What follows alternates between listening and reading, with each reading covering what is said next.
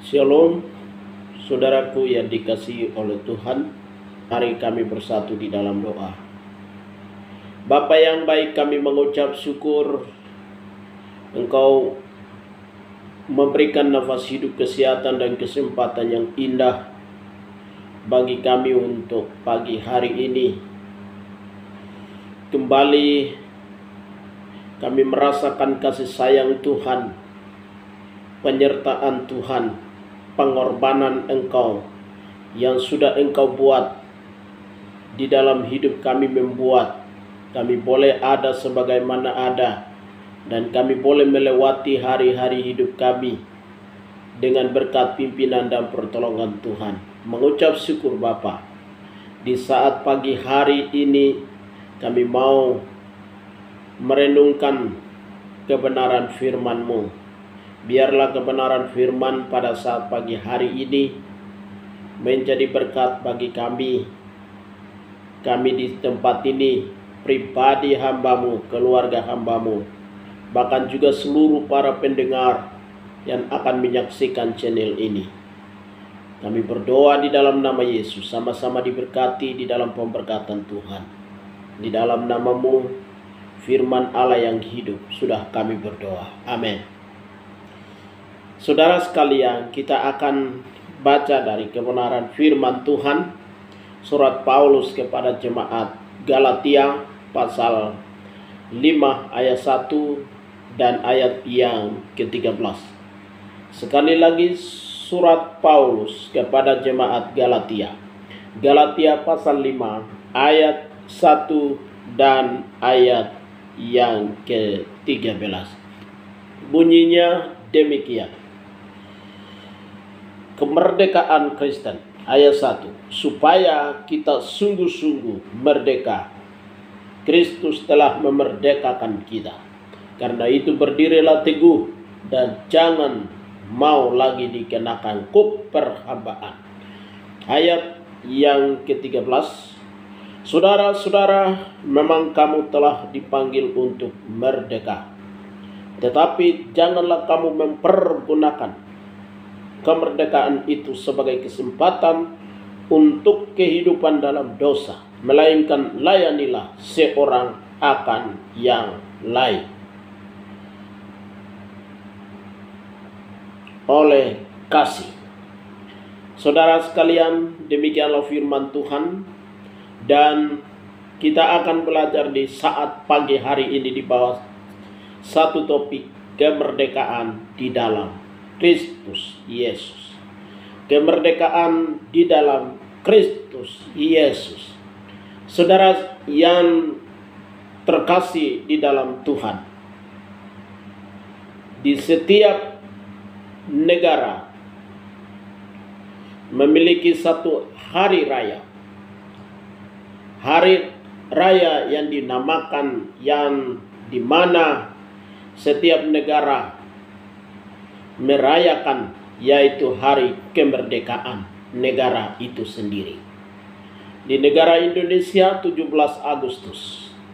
Setiap 17 Agustus negara Indonesia memperingati hari kemerdekaannya. Kita tahu bahwa hari kemerdekaan itu hasil perjuangan. Perjuangannya itu adalah perjuangan yang tidak mudah. Salah satu negara dibentuk dan negara itu menjadi negara merdeka, itu semua perjuangan, baik waktu, tenaga, biaya, dan bahkan pengorbanan nyawa sekalipun, itu terjadi.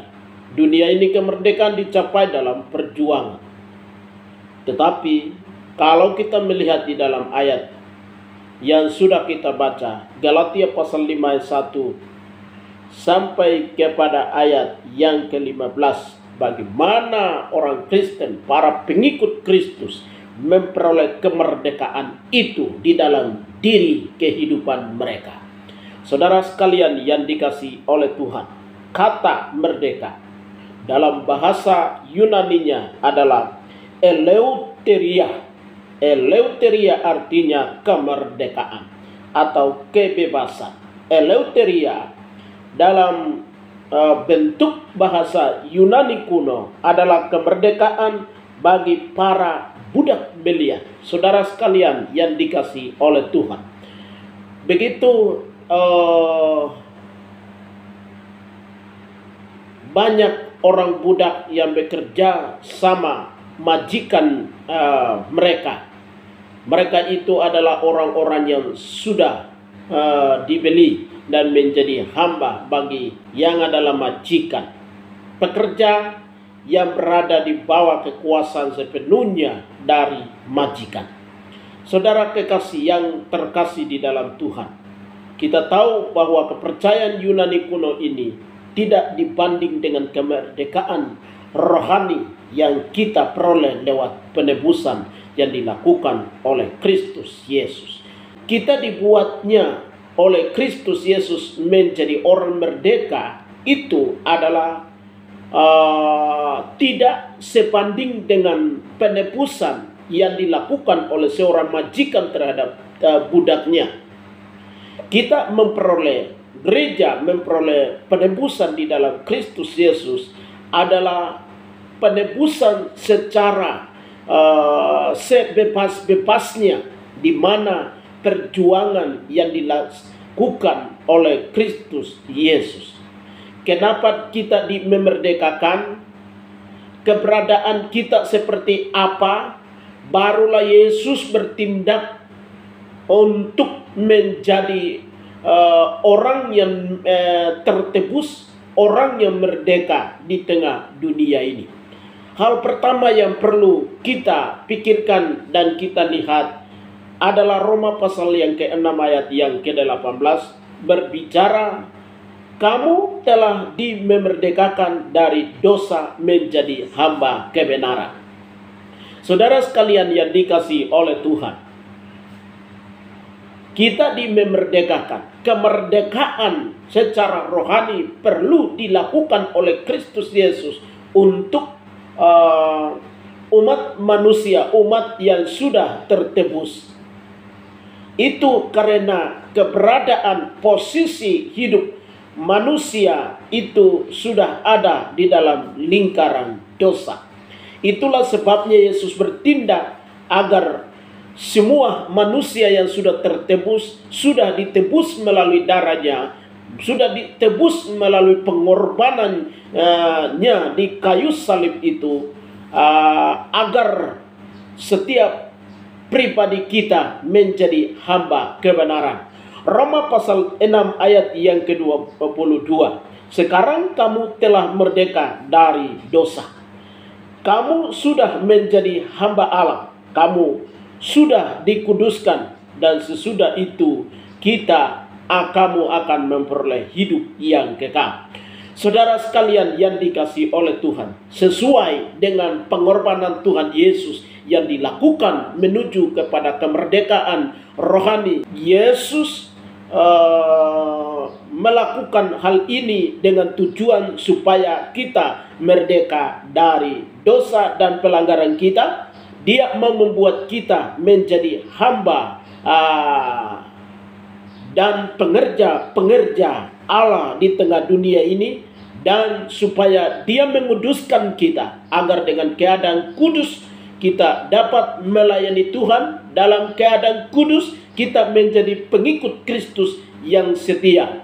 Bahkan juga dan pada akhirnya Dia juga akan memberikan hidup yang kekal kepada kita.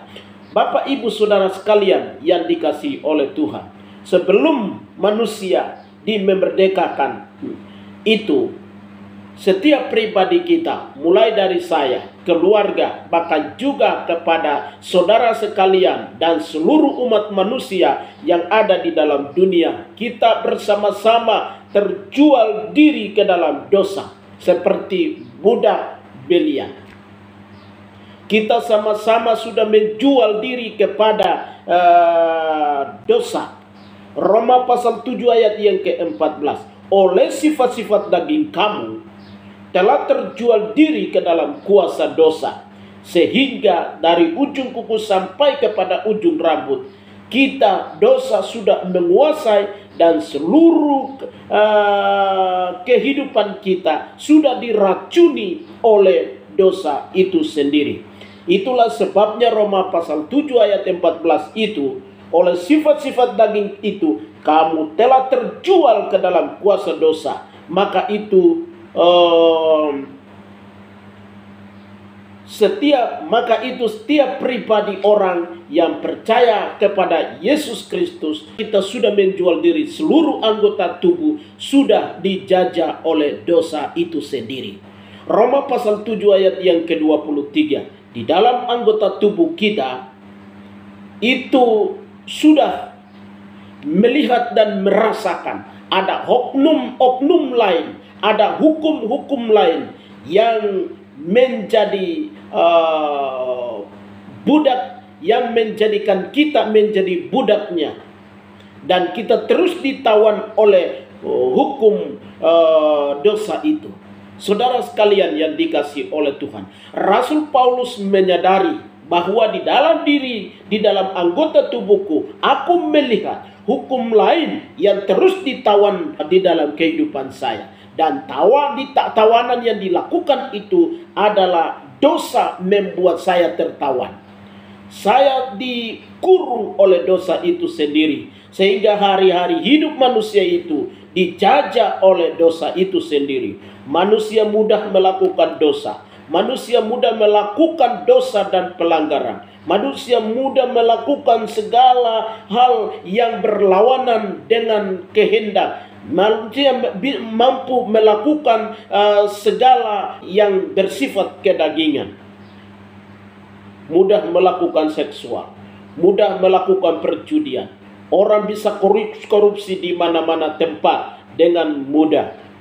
Pembunuhan terjadi sini dan sana. Terorisme, gerakan-gerakan terorisme, gerakan-gerakan perampok sini sana terjadi. Hal-hal daging yang dipikirkan secara manusiawi terjadi di dalam kehidupan umat manusia.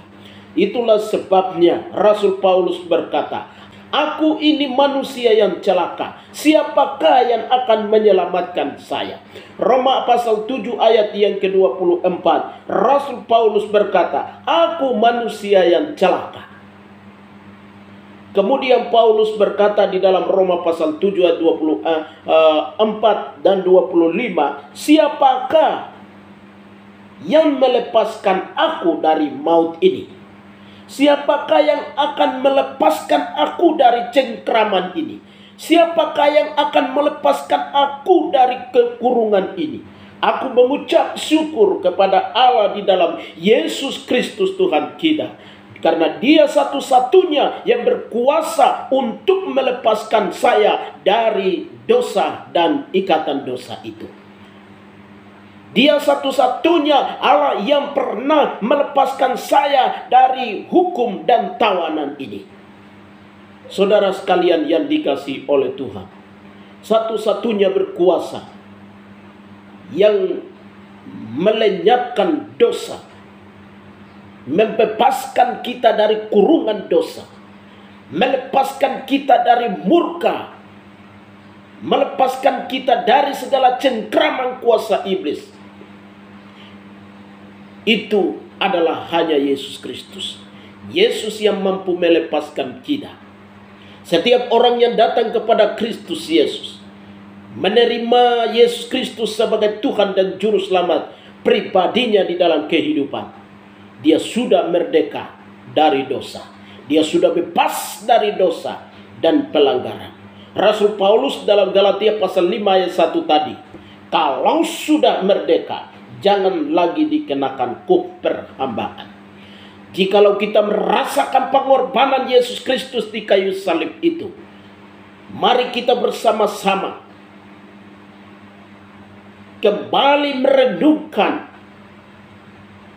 pada saat tabiat manusia dosa itu sudah menjadi bagian dalam kehidupan kita. Dia menguasai dalam hidup kita. Suasana hidup kita itu seperti apa? Setelah kita menyadari bahwa saya ini sudah dilepaskan, dibebaskan dari dosa dan pelanggaran, suasana kehidupan itu seperti apa? Ini perenungan bagi kita sekalian di dalam setiap saat. Rasul Paulus bilang kepada jemaat Galatia bahwa jangan ada lagi dikenakan kuk perhambaan. Kuk artinya ketundukan. Tidak boleh tunduk kepada dosa dan pelanggaran. Tidak boleh tunduk kepada iblis. Tidak boleh tunduk kepada maut dan serangan maut. Sebab kita itu sudah dibebaskan, sudah dimerdekakan melalui pengorbanan Yesus Kristus di kayu salib. Iblis itu selalu berusaha agar kita kembali kepada dosa yang kita terus dosa. Dan juga terus dia berusaha supaya kita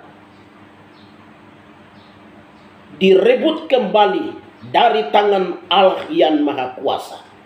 Dia terus berusaha dan membuat perangkap sini dan sana.